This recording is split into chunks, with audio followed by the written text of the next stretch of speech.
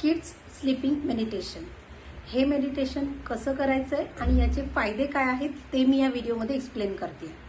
तर सगळ्यात आधी हे बघूयात की हे मेडिटेशन कसं करायचं आहे। सो 9:45 ला तुम्हाला मुलांना त्यांच्या रूममध्ये बेडवर पाठवायचे। बेडवर त्यांना झोपायला सांगा। त्यांची ब्लँकेट पिलो काय हवंय ते तुम्ही देऊ शकता। मोबाईल जो आहे तो साईडला ठेवा। मुलं मला थोडे दिसतील असं जरी मोबाईल ठेवला तरी चालेल।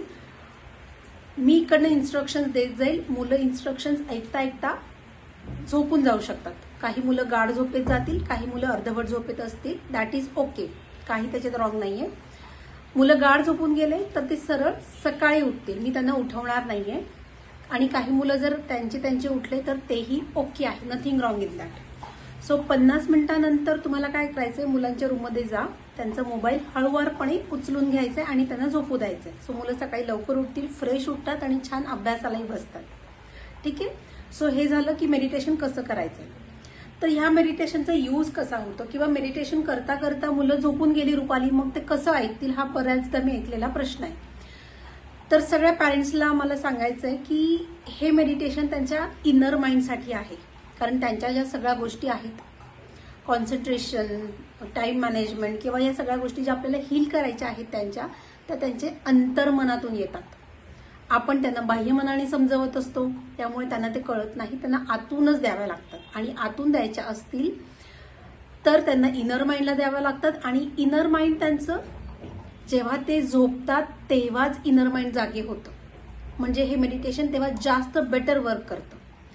म्हणून हे मेडिटेशन करता करता ते झोपून जरी गेले, पूर्ण गाढ झोपेत गेले, तरीही इन्स्ट्रक्शन्स त्यांच्या इनर माइंड पर्यंत पोहोचतात आणि त्यांच्यात जे बदल आहेत ते ऑटोमॅटिक त्यांच्यात रिफ्लेक्ट होतील। त्यांच्या बिहेवियरमध्ये तुम्हाला ऑटोमॅटिक लक्षात येईल की यांच्यात हे बदल होत आहेत।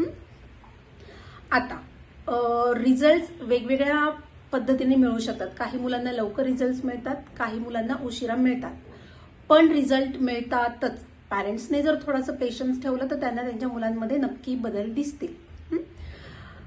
कारण त्यांच्या इनर माइंड पर्यंत इन्फॉर्मेशन गेली ना की ते हळूहळू इनर माइंड एक्सेप्ट करत जातं आणि हळूहळू त्यांच्यात ते बदल येतात। 100% ते बदल येतात। फक्त टाइम वेगवेगळा लागू शकतो। पॅरेंट्सला वेट आणि पेशन्स पॅरेंट्सनी ठेवला पाहिजे।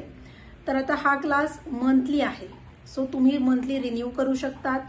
त्यांच्यात दर महिन्याला काय काय बदल झालेत, कुठल्या गोष्टींमध्ये बदल नाही झालेत हे तुम्ही मला मंथ एंड पर्यंत शेअर करू शकतात। आणि मग मी त्यांच्यात परत अजून कमी जास्त इन्स्ट्रक्शन्स देत असते मेडिटेशनमध्ये आणि मग ते बदल तुम्हाला बघायला मिळतील। आणि या व्यतिरिक्त अजून काही प्रश्न असतील तर तुम्ही मला विचारू शकतात। Thank you so much for watching this video. Thank you.